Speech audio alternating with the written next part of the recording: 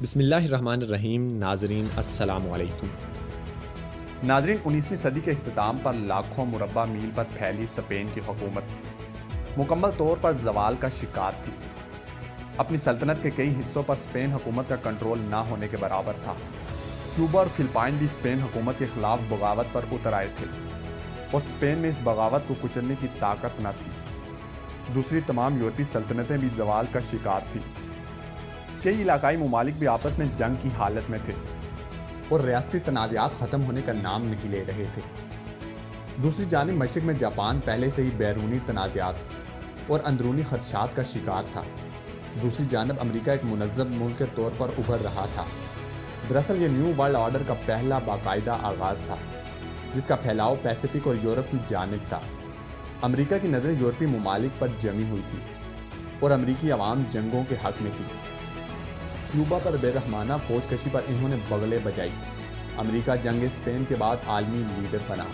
Philippines اور Guam کے چند جزائر پر بھی قبضہ کرنے کے بعد امریکہ کے عزائم کھل کر سامنے آ گئے اور اس طرح امریکہ کو جاپان تک پہنچنے کا ایک نیا راستہ مل گیا۔ دوستو، کچھ لوگ یہ کہتے ہیں کہ جنگی عظیم دوئم نے خانہ جنگی سے تباہ امریکہ کو سپر طاقت بنا دیا، مگر حال ہی میں ایک تحقیق منظر عام پر یہ آئی ہے جس کے مطابق امریکہ جنگ عظیم اول کی مدد سے سپر طاقت بنا۔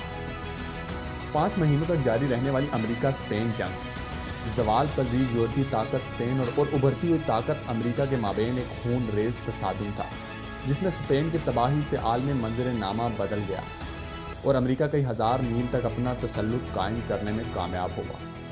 15 فروری کو امریکہ کا بحری جہاز مین گہرے پانی میں ڈوب گیا۔ جہاز پر سوار 266 فوجی لقمہ اجل بن گئے۔ ہوانہ میں تعینات امریکی سفیر نے جلتی پر تیل کا کام کیا۔ انہوں نے جنگی جہاز کی تباہی کا ذمہ دار اسپین کو ٹھہراتے ہوئے کہا کہ یہ بحری جہاز زیر زمین اسپین کی بارودی سرنگ پھٹنے سے تباہ ہوا ہے، اور اس امریکی سفیر نے دنیا کی آنکھوں میں دھول جھونک دی۔ ناظرین، یہ بحری جہاز اسلحے سے لدا ہوا تھا۔ ایک بم پھٹنے سے جہاز تباہی سے دوچار ہوا، مگر سفیر کے بیان نے آگ کو مزید بھڑکا دیا۔ اس طرح واشنگٹن اور میڈرڈ میں جاری سرد جنگ اصل جنگ میں بدلنے لگی۔ امریکی عوام نے بھی فیصلہ سنا دیا۔ 19 اپریل 1898 امریکی صدر میکنلے نے کیوبا میں فوج کشی کی اجازت مانگ لی۔ وہ جنگ پر آمادہ تھے۔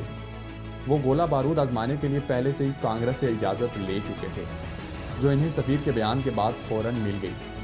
یوں سمجھے کہ پلک جھپکنے میں کام ہو گیا۔ 23 اپریل کو امریکہ بحریہ نے ناکہ بندی شروع کر دی۔ 2 دن میں اسپین اور کیوبا کا محاصرہ مکمل طور پر کر لیا۔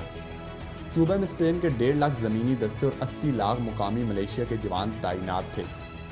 اتنی بڑی تعداد میں فوجی دستے کسی بھی جنگ کا پاسا پلٹ سکتے ہیں، مگر اسپین کی فوج کو نہ تو اچھی تربیت ملی اور نہ ہی جدید اسلحے۔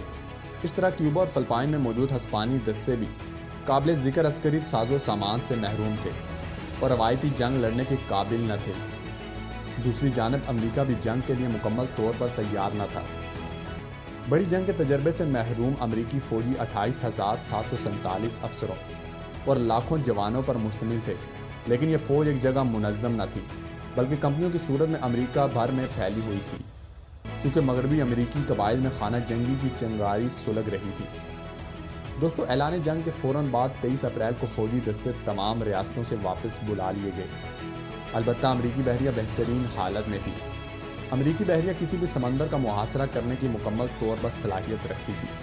اسپین کے نزدیک یہ اعلان جنگ تھا۔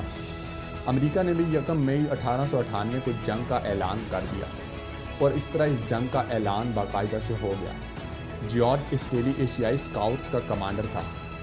ماہ جولائی میں وہ بڑی آسانی سے اسپین کی بحریہ اور بری فوج کو شکست دینے میں کامیاب رہا۔ اس نے بالآخر فلپائن کی پوری ساحلی پٹی پر امریکی پرچم لہرا دیا۔ خلیج منیلا میں برائے نام لڑائی ہوئی۔ معمولی جنگ کے بعد اسپین کے مقامی فوجیوں نے ہتھیار پھینک دیے۔ کیوبا کے گرد و نواح میں مختصر جنگ کا فیصلہ 22 جون کو ہو گیا۔ امریکہ کی 5ویں کور نے کسی مزاحمت کے بغیر ایک علاقے پر امریکی جھنڈا لہرا دیا۔ اب اگلا نشانہ گوانتا نامو بے تھا۔ ان دنوں گوانتا نامو بے ایک جنگی قید خانہ کہلاتا تھا۔ امریکی بحریہ اس روز پیوٹر ریکو کے ایک جزیرے پر بھی قابض ہو گئی۔ 2 جولائی کو امریکہ نے ایک بار پھر اسپین کی کیریبین اسٹارگن کے پرخچے اڑا دیے۔ سان پیاگو میں اسپین کی بری فوج نے امریکی بحریہ کے خوفناک بمباری سے گھبرا کر 17 جولائی کو ہتھیار ڈال دیے، البتہ باقی حصوں میں یہ جنگ جاری رہی۔ اسپین چاروں طرف سے امریکی بحریہ کے گھیرے میں آ گیا تھا اور اس طرح اسپین کی غیر ملکی امداد پہنچنے کی امید بھی ختم ہو چکی تھی۔ چنانچہ 18 جولائی کو مرکزی حکومت نے بھی امن اور مذاکرات کے خاطر گھٹنے ٹیک دیے۔ 12 اگست کو یہ جنگ بند ہو گئی۔ امریکہ 3 ممالک پر قبضہ کر چکا تھا۔ امریکہ 1903 تک کیوبا پر قابض رہا۔ اگرچہ کیوبا کو امریکہ نے آزادی دے دی، لیکن داخلی معاملات میں امریکی مداخلت برقرار رہی۔